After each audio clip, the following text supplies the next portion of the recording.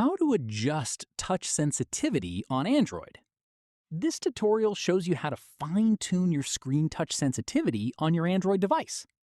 First, open your Android settings and tap on Display. After that, scroll down and look for the touch sensitivity option and tap on that. From there, you will see different sensitivity levels to choose from. At this point, if you are using a screen protector or your screen feels unresponsive, select a higher sensitivity level so the screen picks up your touches more accurately.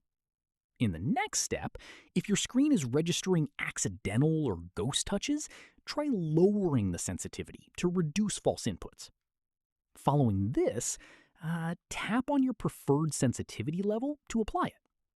Finally, test it out by swiping and tapping around your screen to see if the new setting feels comfortable and responsive for your everyday use. And that's it.